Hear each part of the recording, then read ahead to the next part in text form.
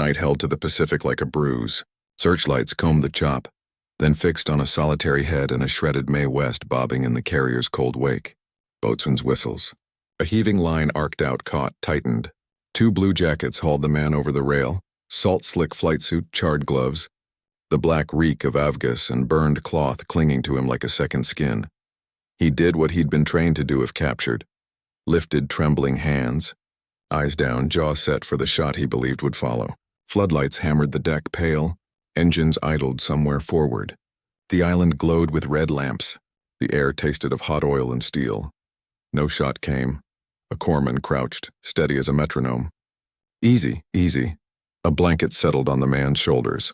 Someone pressed a dented tin mug into his raw palms. Steam feathered in the night air. He flinched when the corpsman reached for his wrist, then held still as gauze touched burned skin. Across the deck, an officer's voice cut through the wind. Log the recovery. Secure for transfer. The pilot swallowed, looked up into an unfamiliar kindness, and shivered. To understand how a scene like this was even possible on an American carrier in late 1944, we need to step back to the storm tightening over the Pacific. By the end of 1944, the Pacific had narrowed to a killing ground mapped in circles and bearings. Task forces wrote geometry on water, outer rings of destroyers on radar picket, inner rings of cruisers and screening destroyers, and at the center the carriers, flat, fast and loud factories of organized violence. Dawn to dusk they launched and recovered aluminum swarms. Dusk to dawn they prayed weather and luck would make the night shorter. The Imperial Japanese Navy was bleeding out in slow arithmetic. Fuel, pilots, aircraft, each graph tilting down. Training pipelines that once turned boys into flyers in a year now rushed them through in months. Navigation got shakier. Formations broke on contact. Engines coughed. By autumn, headquarters reached for a solution that wasn't strategy so much as surrender to despair. Special attack orders.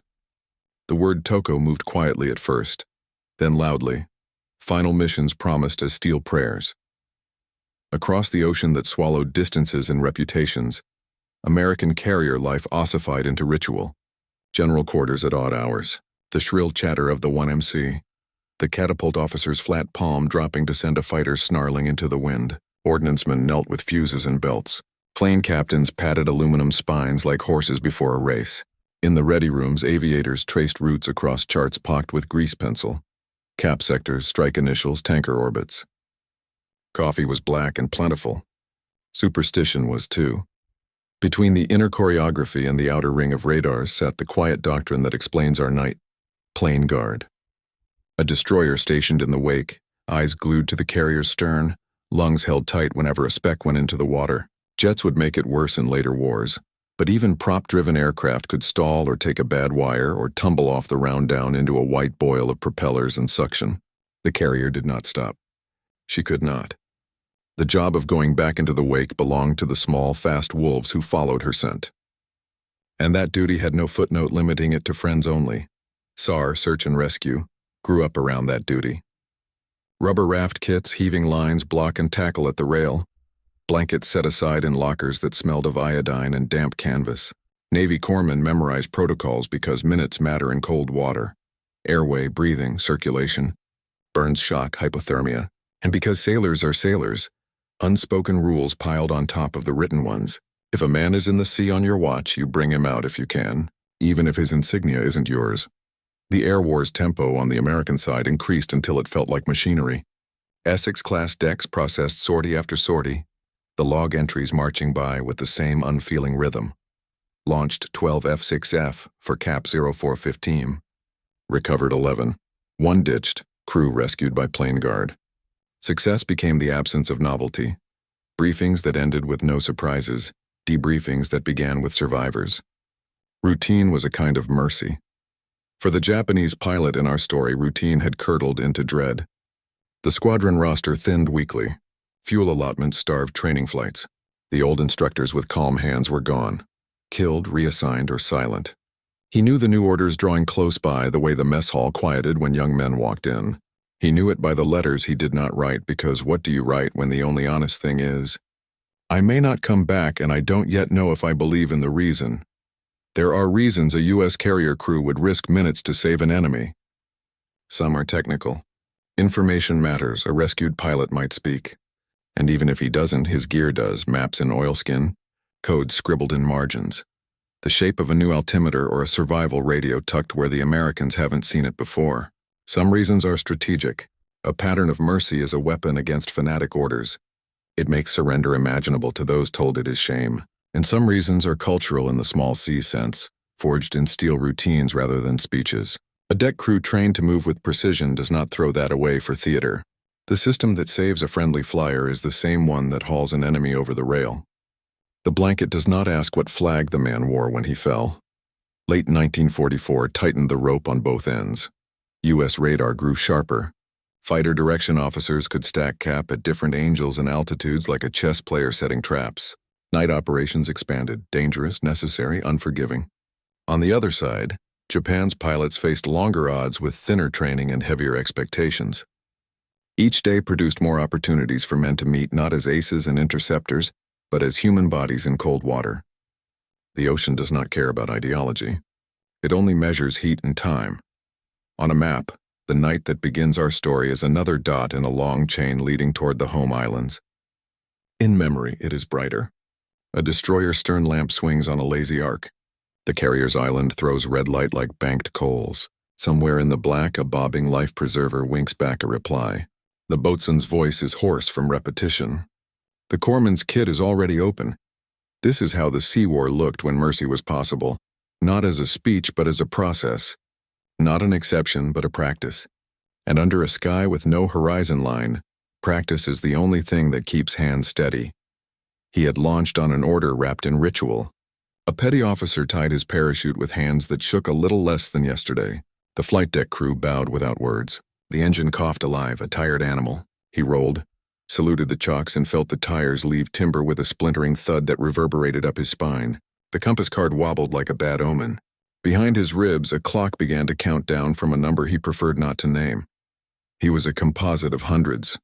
A pilot trained too quickly. Proud of a uniform that no longer fit its myths. More afraid of shaming his mother than dying in steel. The briefing had been thin. Bearing, altitude, a point in the sea where American ships were said to breathe.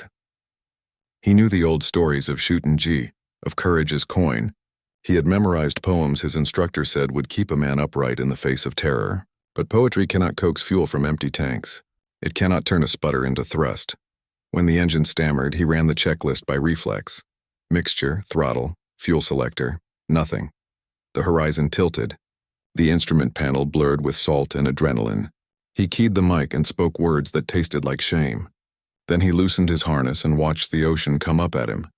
An iron-gray mirror that shattered on impact. On the American side of the storm, other rituals held. The fighter direction officer traced arcs that intersected with a predator's patience. The plane guard destroyer, paint-chipped, morale unchipped, kept station in the carrier's froth, its crew trained to watch the place where luck ends. The boatswain's mates practiced heaving lines until muscle could make the throw in sleep. In a steel closet one deck below the island, a corpsman inventoried bandages and ampules and a tin that said coffee in block letters. Why would a U.S. task force risk any margin to recover him? Partly because war at sea is a bureaucracy of margins. The machine that retrieves your own flyer does not acquire a conscience when the life ring encloses an enemy. Partly because Doctrine had learned, through bitter coastal rescues and downed flyers in earlier theaters, that prisoners rescued from water talk more and hate less. And partly because of a quieter logic that never makes it into orders. Sailors respect other men who master machines that try to kill them. A pilot is a pilot before he is a nationality. The sea writes that grammar, culture pressed against culture. On one side, a code that called capture worse than death. On the other, a manual that called all bodies in the water a problem to be solved. In Tokyo, the language of surrender calcified into taboo. In Norfolk and San Diego, the language of rescue calcified into checklist. Propaganda sharpened into blades on both shores. But on a wet deck at night, ideology slid off like rain. The crew cared about footing, ropes, and the number of minutes a man could lose before losing everything. He drifted in the black, the cork of his Mae West creaking, breath loud against his hood. He remembered a teacup on a lacquered tray, the steam rising, the way his mother placed the cup just so. He remembered a photo of his father in a workman's kimono, hands broad from carpentry, eyes kind. He remembered telling them he would bring honor home, and he wondered, before thought folded under cold, if honor might mean something else in water. The destroyer found him as if the night had been rehearsed. The first line missed, splashing yards away. The second kissed his shoulder. Hands finished the job. He slid against paint, banged a knee, felt arms lift. The deck smelled like hot rope and men who had run there quickly. Voices rose, foreign, urgent, but not cruel. A blanket fell over him with the weight of a decision already made. On the carrier, the officer of the deck tracked the destroyer's recovery by glimpses and guesses. He trained binoculars toward the wake, saw a shape become a man, become a bundle carried toward a hatch. He marked the log with a rectangle of neat capitals that would outlast them all. Rescued, enemy flyer, transferred to sick bay. The words did not congratulate themselves. They did not need to. The practice honored itself. Shipboard humanity is a specific species. It does not speak in speeches. It speaks in a bosun's pipe and a clean sheet and a mug pressed between burned hands. It speaks in the way a petty officer says, "Easy now," in a tone he uses on his own, and the way a deckhand slides a flight jacket over a stranger's feet because he remembers shivering once. It is pragmatic, unromantic, and therefore durable.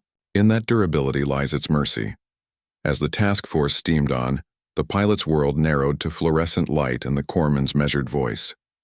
He learned the English for water and pain and sleep. He learned that coffee can be comfort and medicine both. He learned that the men he had been trained to hate were exactly like the men he had flown with. Tired, competent, superstitious, and brave in the ordinary way of showing up to do the job again tomorrow. Two worlds met on that deck.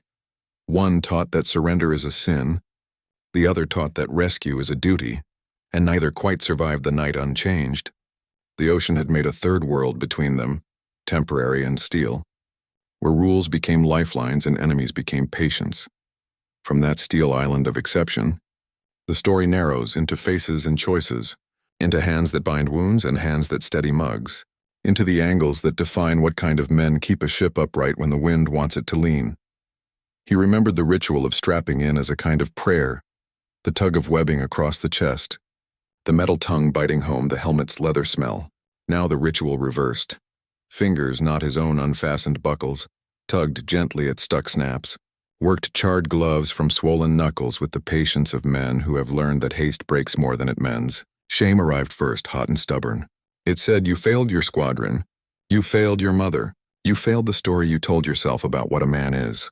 But shame lost volume against simpler signals. Cold easing from his bones, steam against his face, the animal hush that follows the first swallow of something warm. The deck was a foreign grammar. Boots thudded in patterns he could not parse, orders clipped and efficient but never cruel. The faces above him were sunburned and young, the kind of tired that speaks of repetition rather than despair. He cataloged details because he needed somewhere to set his thoughts. The nick in a boatswain's whistle, the scuffed edge of a stretcher handle, the way one sailor's wedding band flashed when he shifted grip. He searched those details for hatred and kept not finding it. When an officer crouched and met his eyes, he braced for a ledger, numbers, kills, the arithmetic of blame. Instead, the man asked one question in slow English and patient gesture. "Hurt? Where?" He answered with hands more than words. Pain mapped itself. Care followed the map. In that exchange, hierarchy melted into something flatter and older.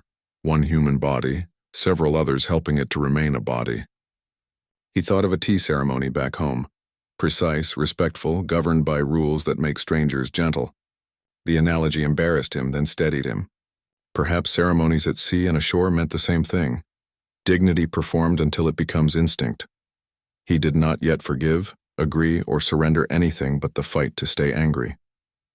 The night took that from him with merciful efficiency.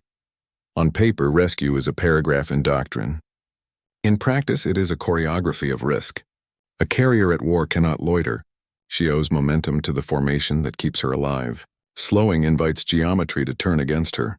Enemy bearings tighten, submarine solutions ripen, and the airplan buckles. That is why the job of retrieving bodies from the wake belongs to the destroyer that lives in the carrier's shadow. She is small, quick, and disposable in a way no admiral will admit. Plane guard is drilled into muscle. The helmsman reads the big ship's habits the way a coxswain reads river current.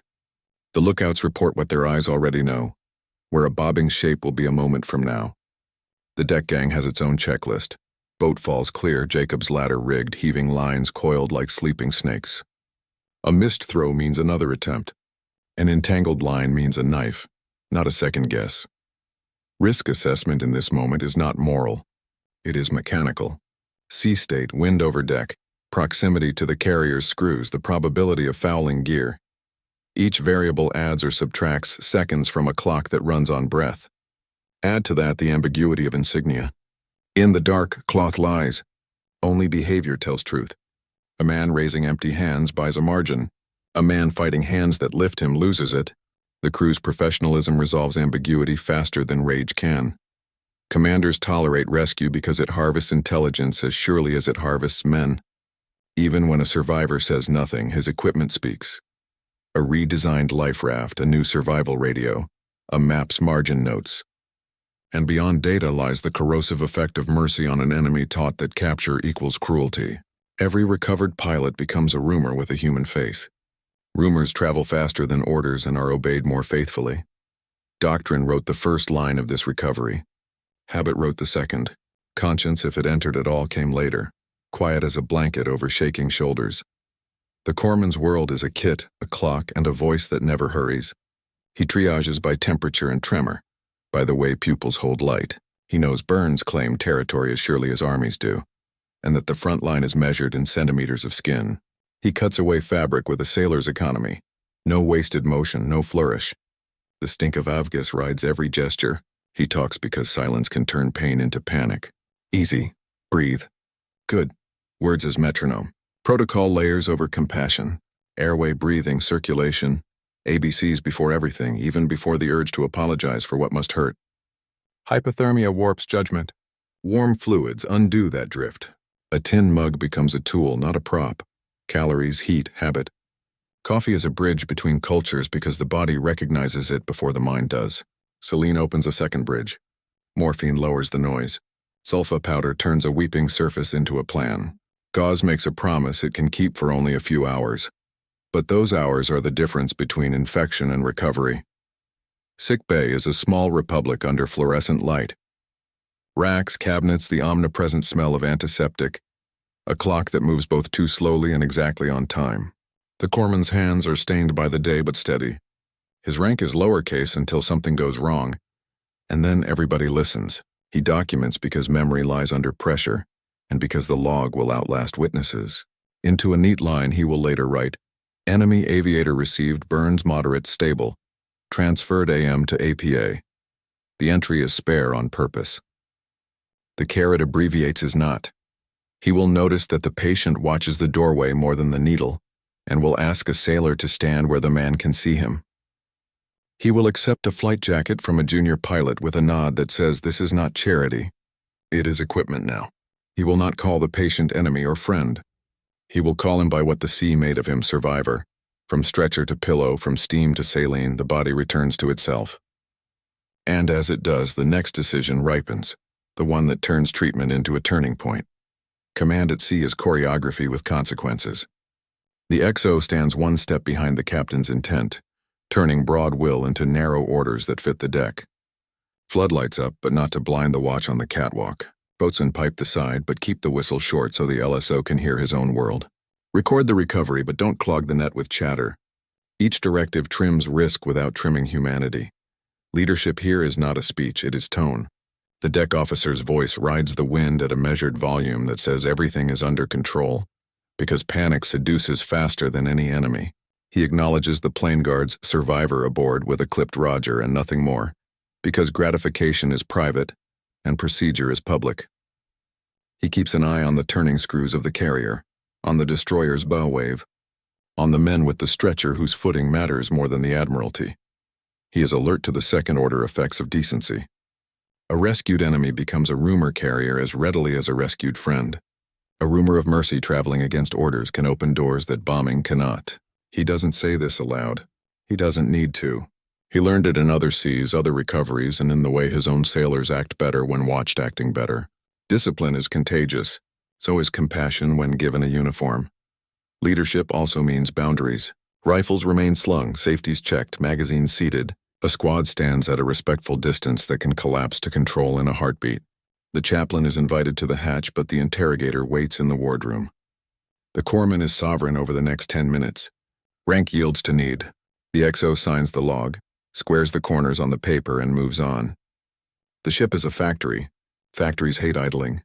Mercy is accommodated without becoming a stall. Enemy is a shape first, a dark bundle hauled across a freeboard and onto paint still warm from sun. Then it is a smell, avgas and brine and burned canvas. Then it is a face, too young, too thin, with the same hunger and superstition as any face under a helmet. The word enemy recedes as particulars advance. For the deck crew, this is the man whose squadron tried to kill them yesterday. For the ordnance men who loaded 50 belts at dawn, Mercy feels like a splinter caught under the nail. He works anyway. For the plane captain whose pilot didn't come back last month, the sight of a rival's cracked goggles is a blade that cuts both ways, anger and pity sharing a handle. He breathes. He holds the stretcher rail.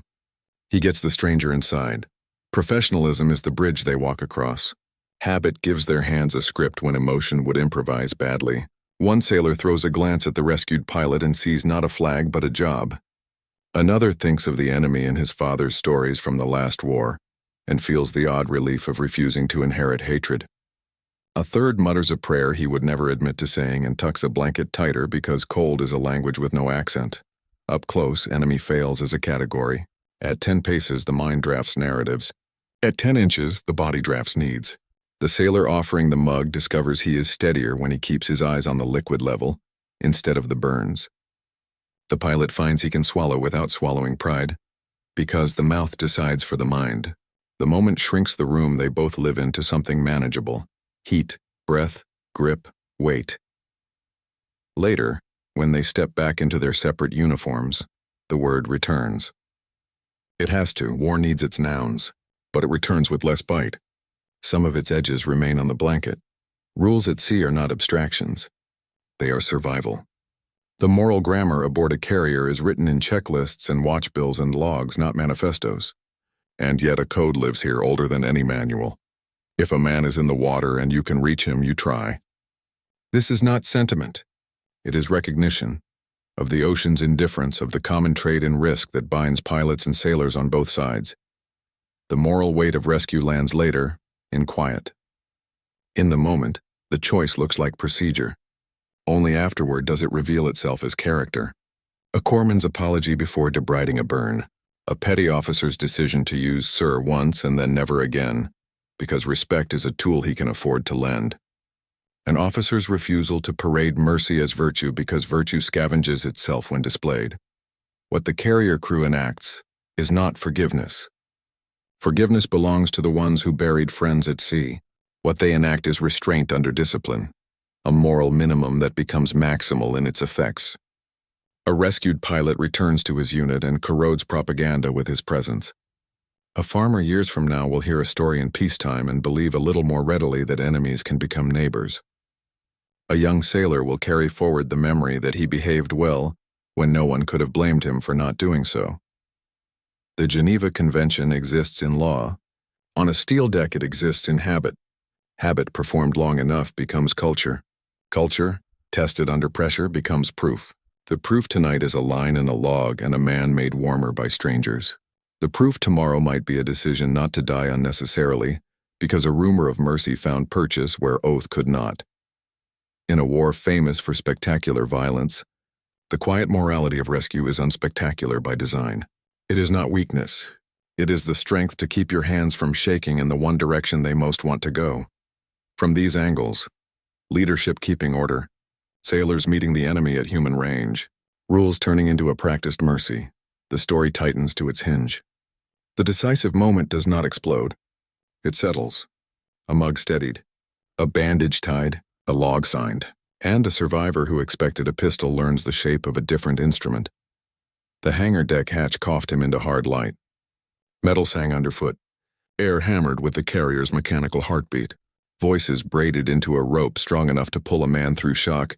Make a hole coming through, watch that corner, mind the hose. The stretcher floated on forearms and calluses. then settled onto sawhorses improvised into a table. A petty officer snapped open a clipboard with the reverence other men reserved for prayer books. The pilot kept his hands where they could be seen. Training had written that reflex into him as deeply as any hymn. He expected the inspection to become interrogation, the interrogation to become sentence. A rifle could appear here as easily as a wrench. He watched a pair of Marines fan out to either side, weapons carried low, muzzles quiet but present. The punctuation at the end of every line. The corpsman cut. Fabric gave with a sound like wet paper. The gloves peeled away in damp turns, taking skin flakes and ash and the last dignity of pretending he could still clench a fist. The smell hit fresh, fuel, salt, cooked cloth, and then thinned under the iodine's sharp bite. "You're all right," the corpsman said. English slowed to the speed of understanding. Tone slowed to the speed of mercy. "You're all right." Words became a handrail he could grip. An ensign in wire-rimmed glasses hovered with a boxy camera, then thought better of it and stepped back. A chief slid a gray wool blanket under the pilot's shoulders and over his chest, tucking corners with the care of someone who has survived winter.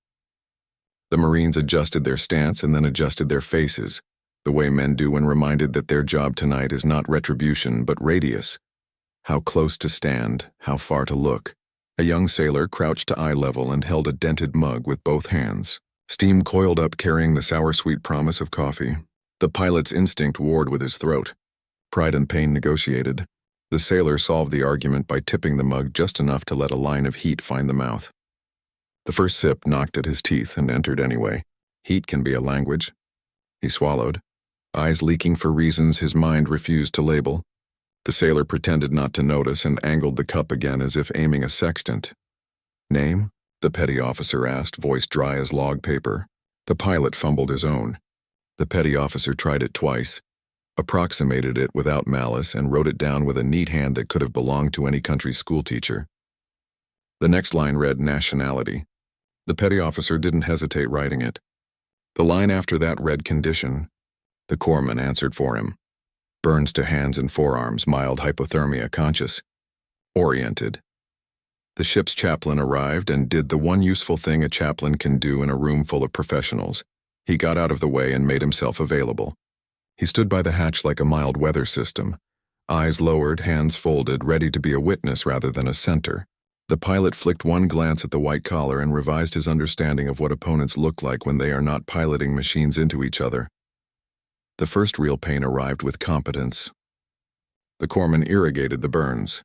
Cold bit, then sting, then the held breath while air touched raw. "Easy," the voice said again. "Easy." Gauze mummified fingers into a shape that belongs to neither pilot nor prisoner but patient. A syringe winked in the corridor of light and then did its discreet miracle. The ceiling stopped hissing. Voices moved a little farther away and became a shelter rather than a storm. "Inventory," the petty officer said to no one in particular. A sailor emptied the pilot's pockets with a carefulness that honored both secrecy and need. A crushed packet of something that might have been candy once. A wallet, papers swollen with salt, a photo folded until the faces lived in creases. The sailor paused, palmed the picture by force of habit, then set it on a dry rag to air without being asked. In the photo, a woman and a child faced a lens bravely. The petty officer copied their existence onto a line that said, "Personal effects," and did not write the tenderness he felt into the margin. The officer of the deck entered, signed where told, and asked his only question of the corpsman, not the pilot. "Stable for transfer?" He received a nod. "Make it happen at first light," he said. "Interpreter to sickbay at 0400. Have the wardroom send up broth." He glanced once at the pilot and saw not a myth but a man wearing a too large bandage. He left without a speech because ships keep time and time hates monologues. The interpreter arrived sooner than ordered, a seaman with classroom Japanese and shipboard humility. He squatted so that face met face and tried the first noun that most languages share. "Water?"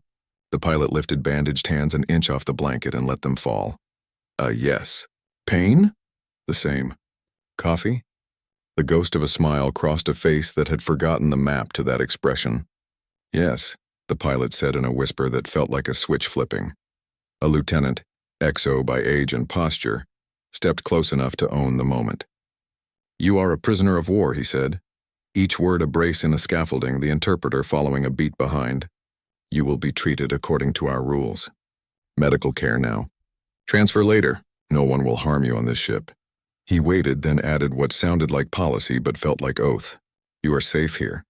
Safe. On a deck where ordnance had rolled an hour ago, among men who would strap on sidearms again at dawn. The word made a small room in the pilot's chest where his heart could undress. He nodded once, the smallest bow a body can make while horizontal. The lieutenant did not return the bow. He did something more useful. He looked at the corpsman and said, what else do you need? The corpsman asked for time. The lieutenant granted it with a gesture that could have been a permission slip for breathing. Around the stretcher, the ship resumed its own pulse. A forklift beeped somewhere in the hangar's back. Someone laughed at a joke that had nothing to do with enemies or mercy, just the kind of joke men use to shake fatigue loose. The chaplain drifted away. The Marines rotated their weight from one foot to the other in a measured proof that peace and readiness can share a square meter. The pilot finished the mug and stared into its bashed interior as if it contained weather forecasts. He had braced for a pistol. He had found a cup. The difference between those two instruments could not be explained to a boy in a classroom. It could be learned only here, where steel meets salt and rules keep men from simplifying themselves into monsters. The corpsman lifted the blanket's edge and tucked it once more, a gesture so domestic it felt like blasphemy under the ship's big guns. Sleep, the interpreter translated soft. The pilot nodded. The mug clicked down onto the deck with a noise that ached of home. Somewhere above on the island, a yeoman drew a line through a log entry and added 2 words that would wrinkle history, only if someone looked closely. No incident. He closed his eyes. The ship carried him and the night stopped arguing. Sickbay was a narrow country with bright borders, stainless trays, green curtains, a clock with a second hand that ticked loud enough to be trustworthy. The corridor outside hummed with a carrier's sleepless arithmetic. Inside, voices shifted down a register as if the room itself enforced courtesy. They slid the stretcher to a cot. The corpsman, same steady metronome, checked pupils, pulse, temperature. Hold that, he told a sailor who became a statue with a bag of saline raised to a measured height. The interpreter hovered close enough to catch words and far enough not to become equipment. The pilot's bandaged hands lay on the blanket like small white animals that had surrendered. Light bled through canvas and made the gauze glow. The corpsman loosened a wrap to inspect the edges. Clean margins. Good, he murmured. And the interpreter, unsure how to carry such small comfort across a language, carried the shape instead. Good, he said. Clean. The pilot nodded as if someone had introduced him to a cousin he might learn to like. The air had the antiseptic bite of order. Instruments gleamed with the vanity of things well kept. Labels faced outward. Caps clicked shut. The floor wore its own reflection. The ship's roll translated into a gentle sway that kept time with breath. The pilot half dozed, waking when the corpsman touched new territory, drifting when the morphine put its hand on his shoulder and suggested the edge of a dream, a young aviator JG by the softness of his jaw and the way his wings still surprised his own. Chest appeared at the hatch with a flight jacket folded square. He looked at the corpsman, then at the XO who had materialized like a shadow with rank. The XO's chin gave the permission the mouth didn't. The jacket went over the pilot's feet with a care that felt embarrassingly intimate to everyone in the room. The fabric carried flight deck weather in it, sun, salt, a ghost of hydraulic oil, and something else the pilot recognized without deciding to, the warmth of another human's recent life. Broth, the wardroom steward announced softly, and a mug arrived that smelled like patience and salt. The interpreter found the word he'd learned first. Hot. The pilot accepted 2 slow sips and then slept again with the steam filing the edges of bad memory. Records kept pace with mercy. In the wardroom above, a yeoman took a form from a file that had already learned his handwriting and typed, "Enemy airman recovered by PCDD at 2310. Condition, stable. To be transferred first light to APA for rear area hospital." He added nothing about coffee, jackets, or jokes that did not survive the door frame. Procedure rarely records the music that keeps men stepping in time. At Oro 340, the interpreter came back with a notebook frayed by diligent study. He knelt to eye level and built a bridge out of nouns. Pain. The pilot lifted his hands slightly, then lowered them, a half shrug that meant tolerable. Name? The name came soft, a stone placed in a palm. Family? The pilot's mouth made two shapes, mother-sister, and the interpreter, who had a mother and a sister, did not ask for more. He only wrote alive, with a question mark, and let the question rest in the air like incense.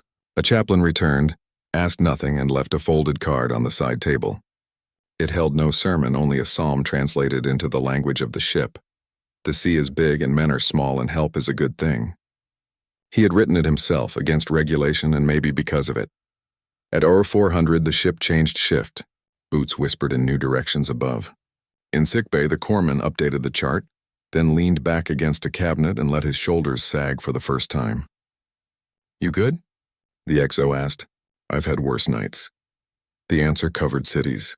"How long to transfer?" the XO added. "Dawn," the corpsman said. "Let's not jolt him before we have daylight." The XO nodded.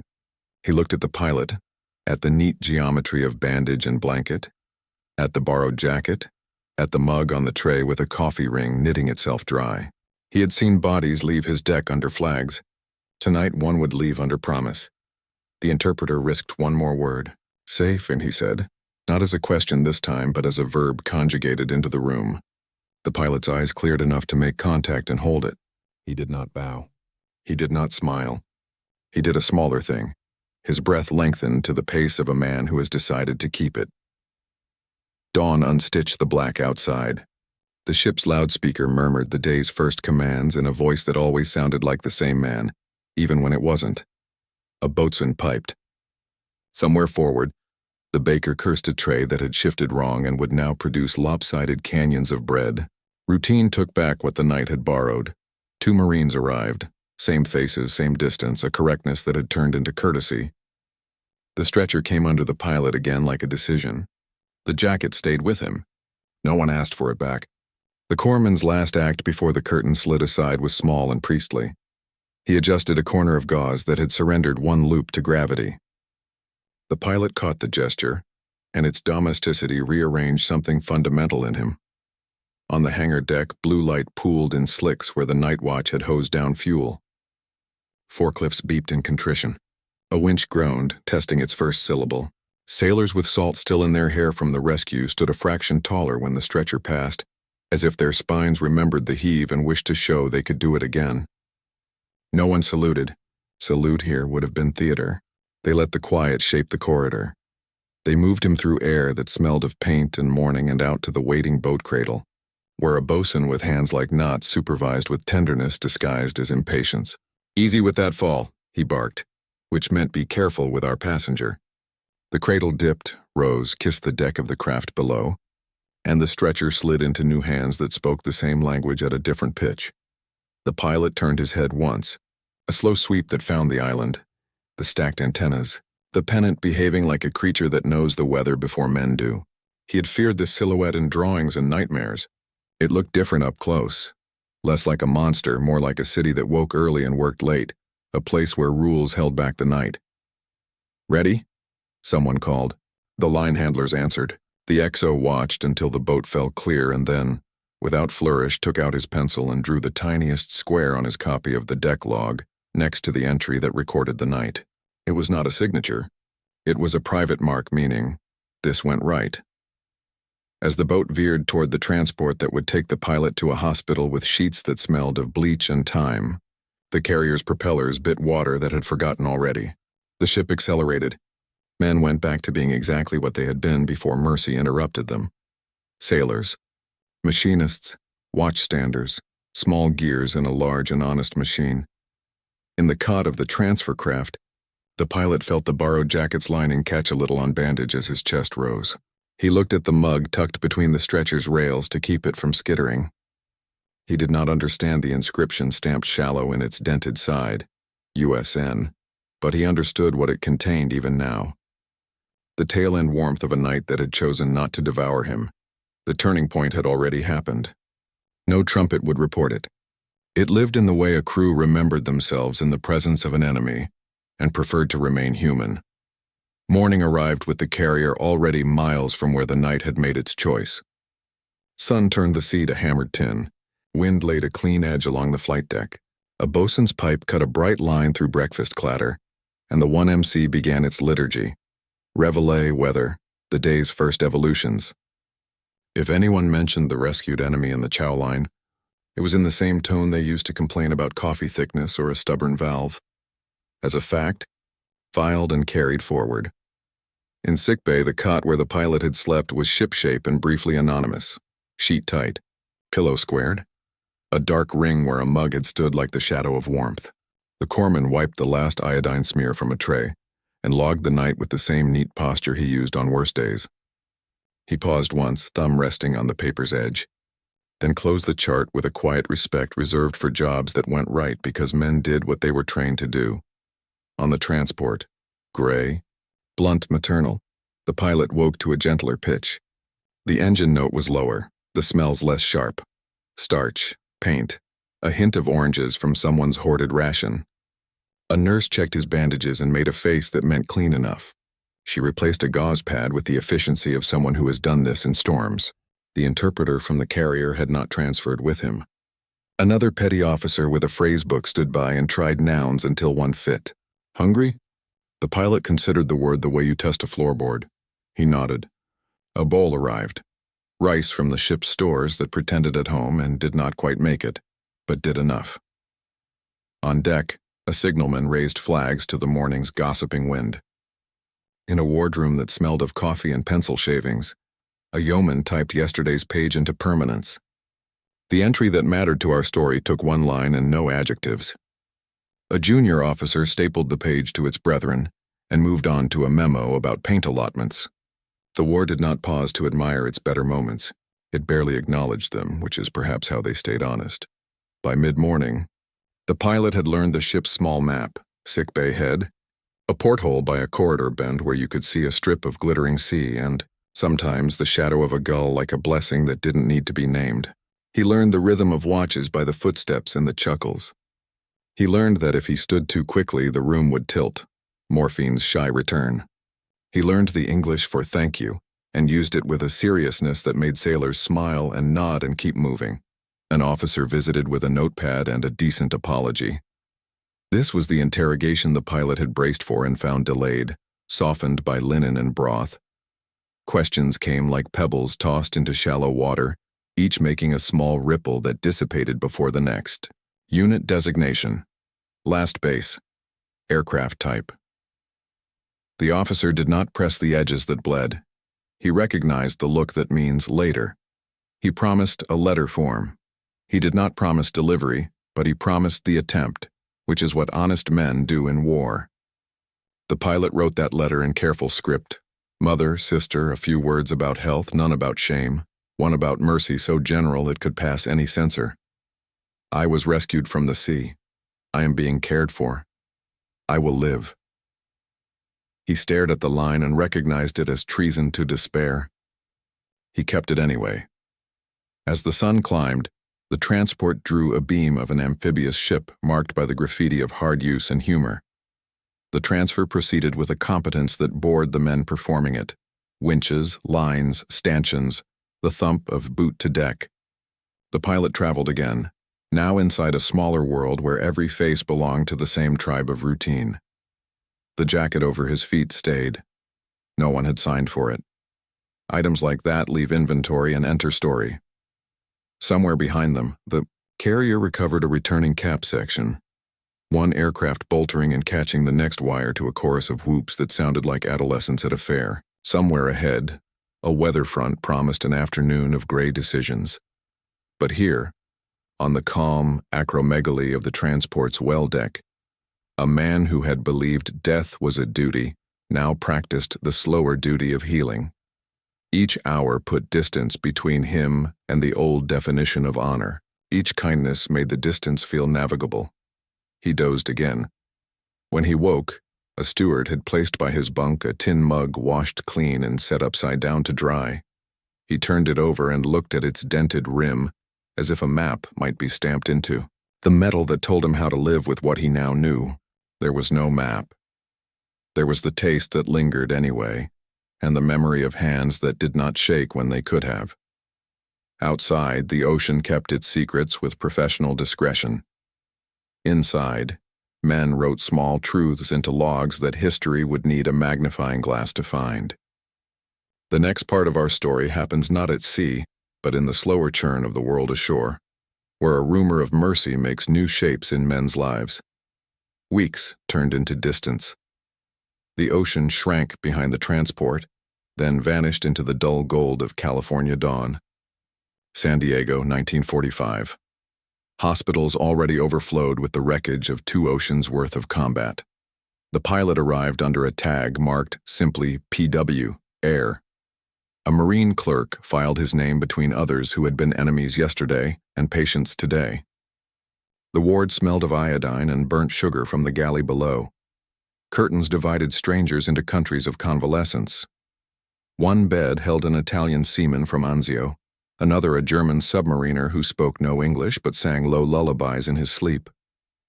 The Japanese pilot found himself among them, one more man translated into pulse and chart. His burns healed without infection. His fever broke. His hair began to grow back over the edges of the bandages. Nurses noted improvement in blue ink that looked like forgiveness. Sometimes he dreamed of his squadron, of the white headbands, the rising sun painted on wings, the sermons about honor. In waking hours, honor now looked like the nurse adjusting his IV line with the patience of a gardener. The world he'd been built for fame through flame had ended somewhere over the sea. This new world demanded only endurance and manners. A chaplain visited once a week. He didn't preach. He asked about pain levels and sleep. When the pilot said, "Dreams bad?" the chaplain nodded as if confessing to the same.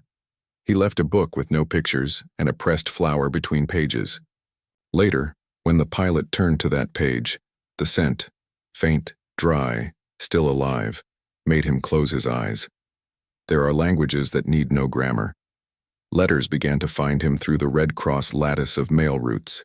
His mother's handwriting, the formal phrases of relief threaded with superstition.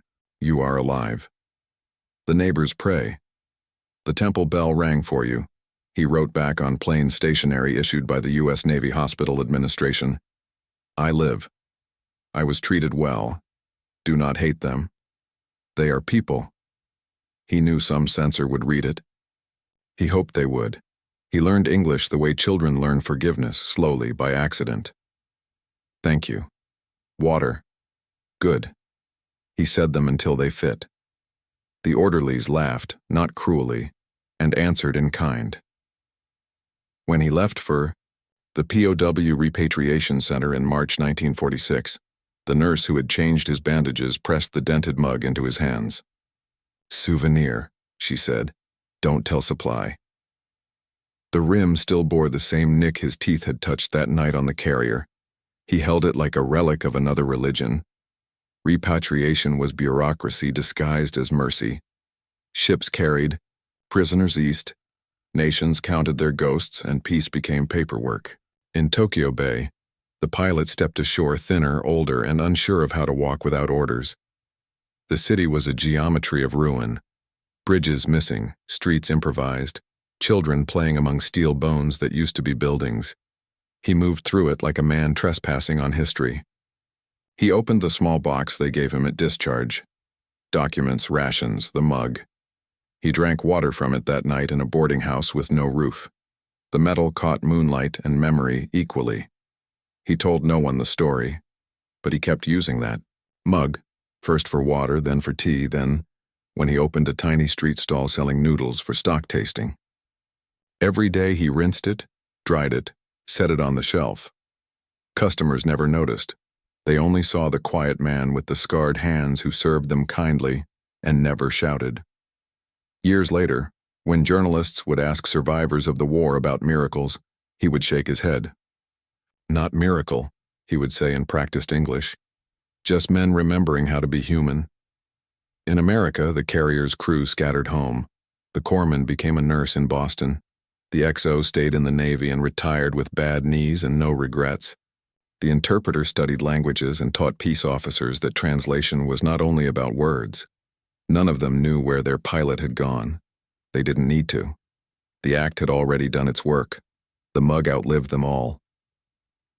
When the pilot's grandson found it in a box after his death in 1989, the inscription was almost worn away. He kept it anyway, polishing the dented surface until his own reflection wavered inside. And if he tilted it just right, under a quiet morning sun, he could see, maybe only imagine, the faint ghost of steam rising again from that first cup of coffee on a steel deck somewhere in the Pacific, when an enemy was given warmth instead of judgment. The war had ended long before that dawn, but peace had begun there. History is mostly noise, gunfire, engines, orders. The signal that survives is quieter, one man offering another a drink, one ship obeying its better rules when no one would have blamed it for breaking them. The story of the pilot and the carrier crew is not about victory. It's about stewardship, of conscience, of standards, of what it means to stay human while surrounded by machinery built for ending life. That night in the Pacific did not change the war's outcome. It changed something smaller and harder, the men themselves. Every conflict produces its arithmetic of loss. Mercy rewrites a line or two of the equation. The corpsman's hands, the sailor's mug, the officer's simple phrase, "You are safe here." These were proofs of an older faith that civilization is measured not by how we punish our enemies, but by how we restrain ourselves when we could. Years later, when veterans told stories to children who had never heard an air raid siren, most skipped the numbers. They spoke instead of moments like this, of the night an enemy was lifted from black water and treated as a man. They didn't call it heroism. They called it the right thing. The right thing done once can echo for decades. The pilot never forgot the warmth that came before understanding. The sailors never forgot that discipline had room for decency. Somewhere between them, an invisible treaty was signed that no politician had to draft.